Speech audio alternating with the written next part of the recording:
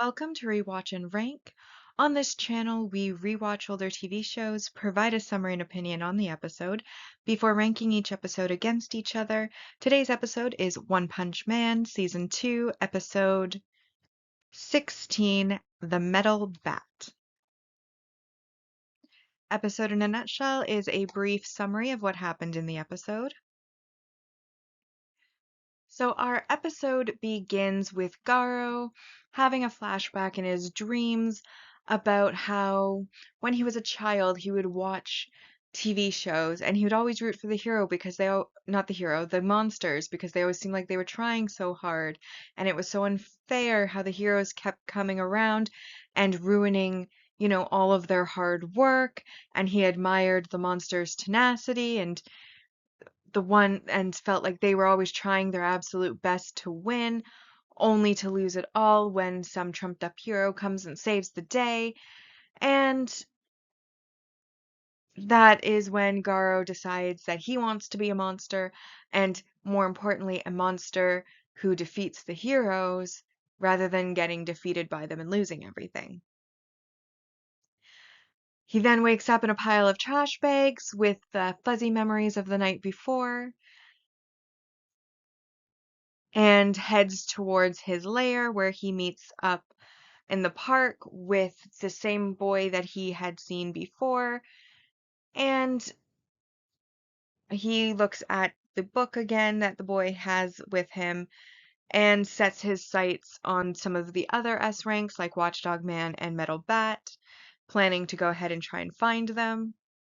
We then move on to Saitama, who comes to the Super Fight tournament as Sharenko with his ticket, and then he basically goes into a waiting room, and that is when Sourface, who was formerly also a disciple of Bang, shows up, and he basically goes on and on to Sharenko bragging about how if he'd known Gaara was going to be expelled, he wouldn't have left the dojo, then he would have been the #1 top disciple of Bang, and how isn't it funny how the runt of the dojo is here trying to compete in the tournament,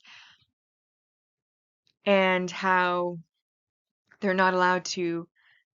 And then he notices that Saitama put down the wrong fighting style because he couldn't actually remember what it was called.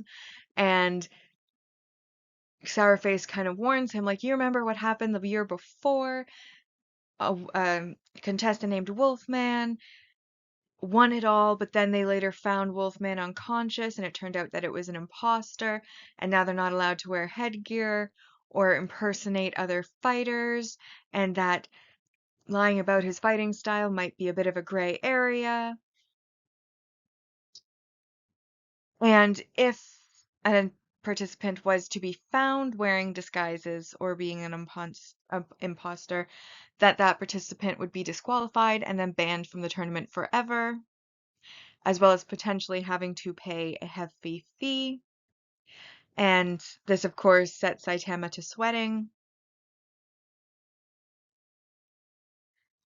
We then also get another flashback of Garo through Sourface's perspective, where he was a disciple of Bang's when Bang was out of the not temple, dojo. When Bang was out of the I don't know why I want to call it a temple. When Bang was out of the dojo, he turns around and decides to beat up all of the other students because he no longer has anything left to learn. And this is when he then leaves the dojo, and most of the students that he beat up also leave the dojo, including Sourface, who makes fun of Shranko as, again, for being the runt. But that's when Saitama basically kind of makes a point about, Sourface being the one to run, and he angers Sourface into leaving. We then move on to the Hero Association, who okay, so at the end of the last episode, I had noted that there was like an official of the Hero Association, like one of the donors who was acting a bit prude in walking around with like two girls who he's buying things for, who work at like a club, and they won't even kiss him on the cheek because he's so gross. But anyways, he kind of got attacked apparently, and this makes the Hero Association worried that more of their high donors and high level associates are going to end up being targets. And so they decide that they need to assign S classes as the bodyguards. First, they try King, but King declines because he's currently in battle, downs his opponent, and then is going to attack their secret base. Obviously, they would think he's actually fighting something. In reality, he's playing a video game and doesn't want to. And then that leaves Metal Bat, where they kind of trick him because they say like it's a very important mission, but they don't really give him the details until he shows up at the restaurant and is basically babysitting a VIP sponsor alongside his son. And this is Narinki and Waganama, or Wagnama. I feel like there should be a letter between the N and M. But anyways, they then proceed to act like out of touch, really rich people who are seeing poor neighborhoods, or really just like average middle class neighborhoods, as like almost like an exhibit at a zoo or some sort of like fun attraction. And this, of course, starts to anger Metal Bat, who then goes to talk to his sister on the phone. And while he's out of the room, Junior Centipede and Venus Mantrap decide to attack, and Metal Bat hurries back in, kills them, but once he kills them, then the Senior Centipede, or as the title on screen said, Senti-Senpai, attacks Metal Bat alongside another monster, which is plant-based Rafflesidon. And they basically release a poisonous gas that knocks out the two VIPs. And it does start to affect Metal Bat, but once Metal Bat starts getting hit, his blood starts pumping, he gets fired up, and he's able to ultimately defeat those two monsters, which is lucky because then Pineapple and Mohican arrive to help him, and so Metal Bat has them take the VIPs heading towards the Hero Association, and this is when the Elder Centipede shows up to avenge Senior Centipede and Junior Centipede. And he attacks Metal Bat, and unfortunately, he is much bigger and much harder and stronger, and Metal Bat doesn't really make much of a dent, and he ends up getting kind of thrown away. And where he lands happens to be where Garo is, and Garo decides that he wants to fight Metal Bat. And while Metal Bat at first is very dismissive of him because, he's fighting a giant centipede, Garo won't take no for an answer, and Metal Bat realizes this is the human monster. And so he blocks an attack from Garo and is basically setting up for the next episode to fight him. Then we get the post-credit scene where one of the martial artists, who's, I guess, meant to be good looking, meets up with a couple of girls on the way to the tournament, and they recognize him, showing that he is one of the favorites, supposedly. Suryu, I believe is his name. And that's where we end this episode. So now that we've been reminded about what happened in the episode, we'll now rank the episode on our two lists, the mostly objective ranking list, followed by the personal ranking list. So on our mostly objective ranking list, we have our rank values, and I highlighted those I felt applied to this episode. As seems to be the case with season 2, we seem to be getting really high ranking episodes on the mostly objective due to the sheer number of characters that are introduced.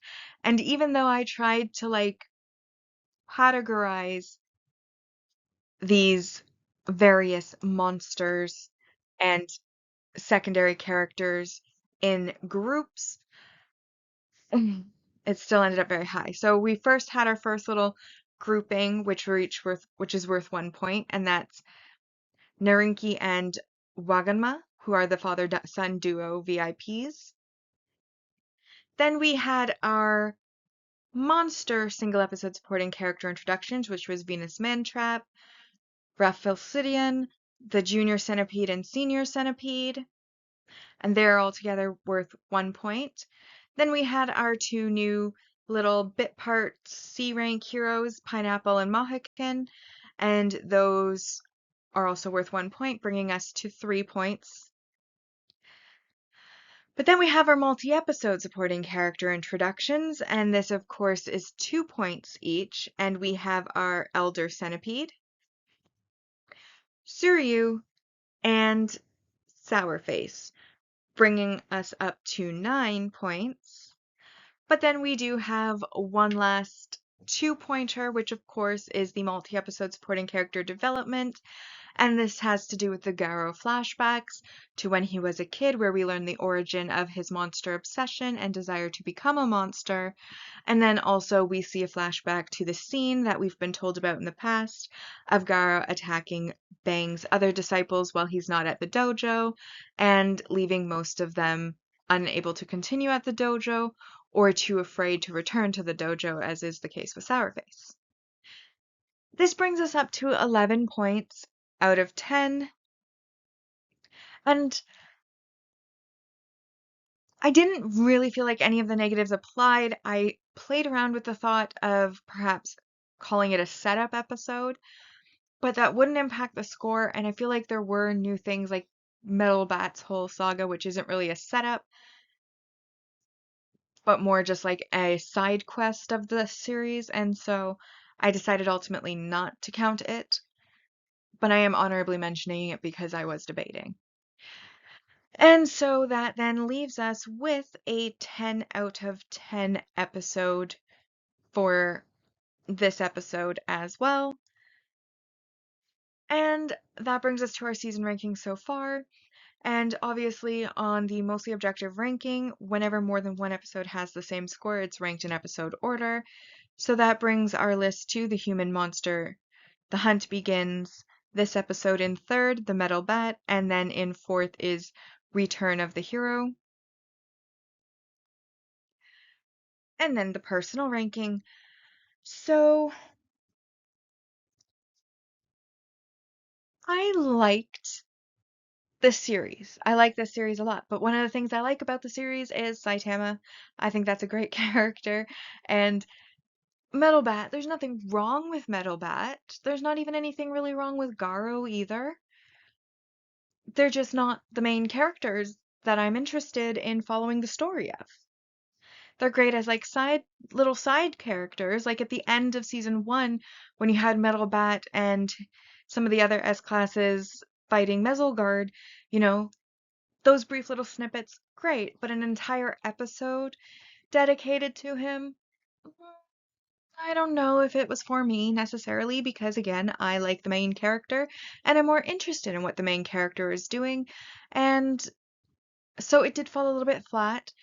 Obviously, fight scenes are always fun to watch, so it did have entertainment value. Again, Gara similarly is like, he's a villain, he's going to be a multi-episode villain, he's not a one and done hero, monster. I feel so, I mean, it is good that we're getting a little bit of development from him, which is nice, but even that was like a fraction of the episode. Obviously, the people Metal Bat was protecting weren't very likable, so it's not like you were really rooting for them to live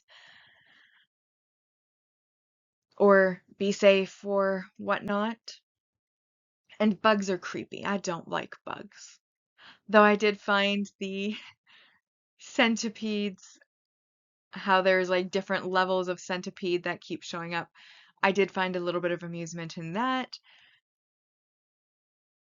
And even Saitama, he's entered the tournament, but basically his only contribution to the episode was a brief conversation with Sourface where he was trying to hide his face and sweating about breaking the rules, but deciding to still do it anyways. So ultimately, It wasn't the worst episode that's ever existed, obviously, but it wasn't my cup of tea per se.